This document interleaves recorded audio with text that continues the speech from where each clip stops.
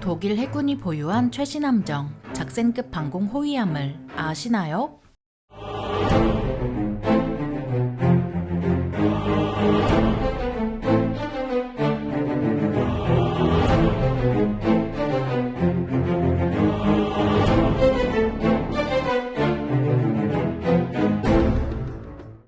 안녕하세요. 지식 스토리입니다. 이번에는 독일 해군의 저력 작센급 방공 호위함에 대해 알아볼 텐데요. 2차 대전이 끝나고 창설된 서독 해군은 창설하자마자 냉전 시기 바르샤바 조약으로 묶인 공산권에 맞서는 나토의 일부로 편성됐습니다. 독일 북부의 발트해를 주요 작전지로 삼은 서독 해군은 대양 해군을 보유한 영국, 프랑스 해군과는 전력면에서 많은 차이가 있습니다. 항모와 전략원잠을 보유한 영국, 프랑스 해군은 항모전단을 편성할 구축함, 호위함이 많이 필요한데요. 하지만 항모는커녕 전략원잠도 보유하지 않은 서독 해군은 잠수정, 어뢰정, 초계함 같은 중소형 함정으로 소련 해군에 맞서 방어전을 펼칠 계획이었죠. 그래서 서독은 구축함 같은 대형 함정에 거의 투자하지 않았고 수도 얼마 되지 않았습니다. 1980년대 서독 해군은 함부르크급 구축함 4척, 리트옌스급 구축함 3척을 보유하고 있었습니다. 하지만 이 구축함들은 서독에서 건조한 함정이 아니라 미 해군에서 양도한 낡은 함정이라 교체가 시급했는데요. 1980년대 당시 유럽 해군의 호위함들은 5, 60년대에 개발된 무기체계를 탑재한 낡은 함정이 많았죠. 따라서 소련 해군의 대한미사일 공격에 취약했고 1967년 10월 21일 이스라엘 해군의 에일라트 구축함이 스틱스 대한미사일에 격침당하는 사건으로 증명됐습니다. 거기에 1975년 소련 해군은 해상기동훈련에서 다수의 대한미사일을 한꺼번에 발사해 항모전단의 방어를 돌파하는 작전을 공개함으로써 대놓고 나토 해군을 압박했습니다. 대책 마련이 시급해진 나토 해군, 특히 미 해군은 기존 아날로그 방식 함대공 미사일 체계의 한계를 극복하는 근본적인 대책을 마련하는데요. 바로 그 유명한 이지스 체계죠. 하지만 첫 술에 배부를 수는 없다고 초기 이지스 체계는 중량이 너무 무거워서 순양함 정도의 대형 함정에만 탑재할 수 있었습니다. 하지만 유럽 해군은 선단을 호위하거나 작전 해역을 방어할 수 있는 호위함을 중시했습니다. 이 같은 개념은 작전 해역이 복잡한 유럽 해군의 특징이 반영된 거라 대서양같이 넓은 해역에서 작전하는 미 해군과는 구별되는 점이죠.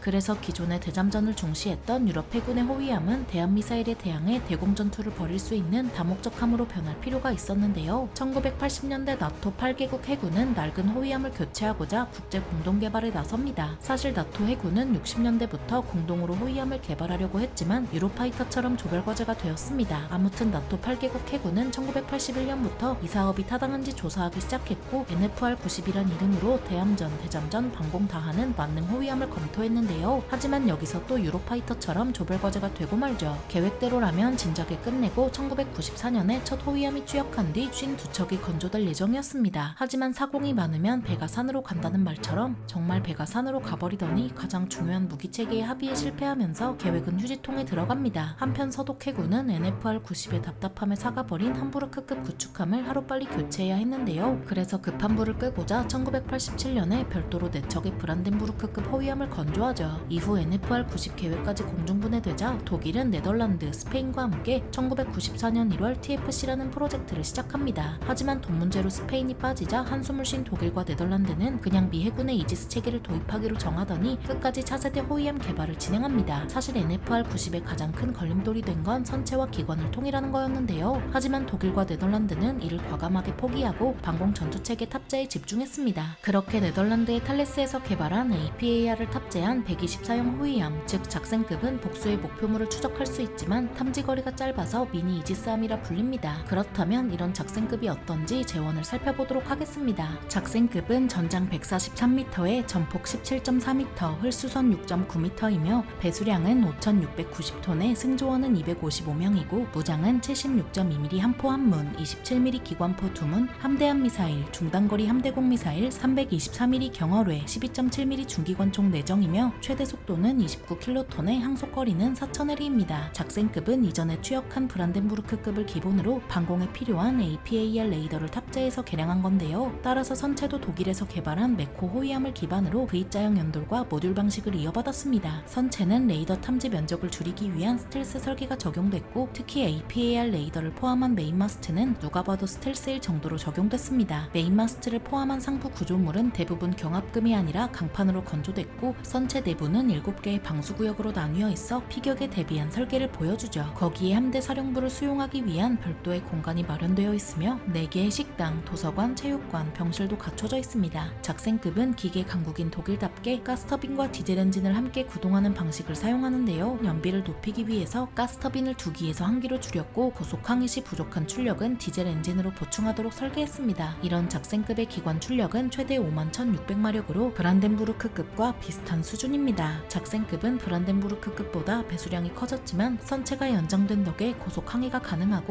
주기관과 별도로 전력을 공급하고자 4대의 디젤 엔진 발전기가 2개의 기관실에 나눠서 설치되어 있습니다. 작생급의 알파이자 오메가인 전투체계의 경우 NFR-90의 핵심인 나하우스 대공 전투체계를 탑재했는데요. 나하우스는 목표물의 탐색부터 사격 통제까지 자동으로 수행할 수 있으며 가장 중심이 되는 탐색 레이더가 바로 탈레스의 APAR 레이더입니다. 작생급은 레이더를 메인마스트의 사면에 배치해서 360도 전 방향을 탐지할 수 있으며 대공, 수상 목표물을 150km 거리에서 각각 200개, 150개씩 추적하는 성능을 자랑합니다. 그리고 APAR은 목표물을 탐색하고 추적하는 동시에 함대공 미사일의 유도까지 할 수 있는데요. APAR은 8발의 함대공 미사일을 유도할 수 있고 최대 32발까지 통제할 수 있죠. 하지만 미 해군의 이지스 체계보다 성능이 제한되는지라 작생급은 스마트엘 장거리 대공 탐색 레이더를 달아버렸습니다. 작생급의 함포는 76.2mm 단장 함포를 탑재했지만 이 함포는 슈퍼 레피드라 불리는 자동 함포로 급탄, 장전, 발사, 탄피 배출이 모두 자동으로 이루어집니다. 함포의 사격 통제는 APAR과 전자광학 장비를 사용하며 근접전에 대비해 두문의 27mm 단장 기관포와 12.7mm 중기관총을 탑재하고 있습니다. 작생급은 가장 중요한 대공 전투를 위해서 함교 구조물 앞에 수직 발사기 32개를 배치해 SM-2 블록 3A 중거리 함대공 미사일이나 ESSM 단거리 함대공 미사일 2가지를 탑재하는데요. 그리고 근접 방어용으로 림 116 램 2기를 함교 구조물 앞뒤에 탑재했고 함대함 미사일은 나토 해군의 표준 무장인 하푼 블록 1D를 사연장 발사기에 탑재했죠. 소나가 있는 만큼 적 잠수함을 공격할 때 사면장 경어뢰 발사관으로 프랑스와 이탈리아가 공동으로 개발한 MU-90 경어뢰를 발사합니다.